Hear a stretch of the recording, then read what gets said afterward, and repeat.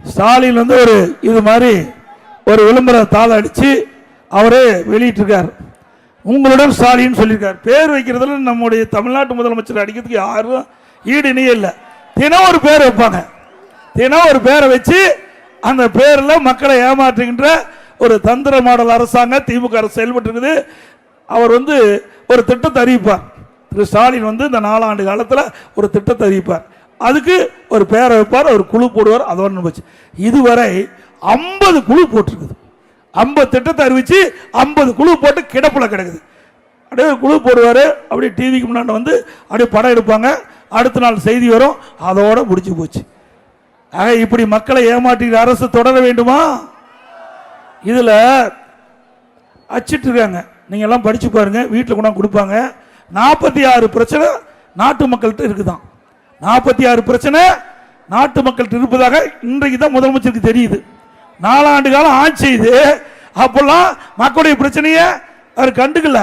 இப்போதான் 46 பிரச்சனை மக்கள்கிட்ட இருக்குதுன்னு சொல்லி வீடு வீடு அதிகாரிகள் வந்து மக்கள்கிட்ட கேட்டு குறைகளை கேட்டு மனுவா வாங்கி சம்பந்தப்பட்ட துறைக்கு அனுப்பி அதை நிவர்த்தி செய்வாங்களாம்.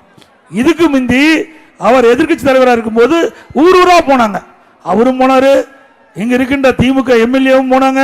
அப்படியே எங்க திட்டு கண்டா ஒரு பெட்ஷீட்டை போட்டு அமர்ந்துட்டு முன்னாடி ஒரு பாய் விரிச்சு போட்டு மக்களையெல்லாம் அமர வச்சு மக்கள்கிட்ட உங்களுக்கு என்ன குறை இருக்குதோ அந்த குறையெல்லாம் மனுவாக எழுதி நாங்கள் கொண்டு வந்து அங்கே கொண்டாந்து பெட்டி வச்சிருப்பாங்க. அந்த பெட்டியில் போடுங்க. அந்த பெட்டி பூட்டி சீலை வச்சு நாங்கள் எடுத்துகிட்டு போய் ஆட்சிக்கு வந்த உடனே சீலை உடைச்சு பெட்டியை திறந்து மனுவை எடுத்து படித்து பார்த்து பிரச்சனை தீர்க்கிறாங்களா? தீர்த்தாங்களா? அத்தனை போய் தானே. சரி, அன்னைக்கே பிரச்சனைகள்லாம் மக்கள்கிட்ட சொல்லி எழுதி அந்த பெட்டியில் போட்டாச்சு. அப்போ இப்போ எதுக்கு மறுபடியும் இது தேவை? அது ஏற்கனவே இருக்கிற பிரச்சனை தானே மக்கள்கிட்ட இருக்குது. ஆக மக்களை எப்படி ஏமாற்றுவா என்பதை மட்டும் நீங்க எண்ணி பார்க்க வேணும். ஒரு சதுரங்க வேட்டின்னு ஒரு படம் இருக்குது, நீங்க பார்த்திருப்பீங்கன்னு நினைக்கிறேன். ஒருவரை ஏமாற்ற வேண்டும் என்றால் ஆசையை தூண்ட வேணும். ஒருவரை ஏமாற்ற வேண்டும் என்றால் ஆசை தூண்டணும்.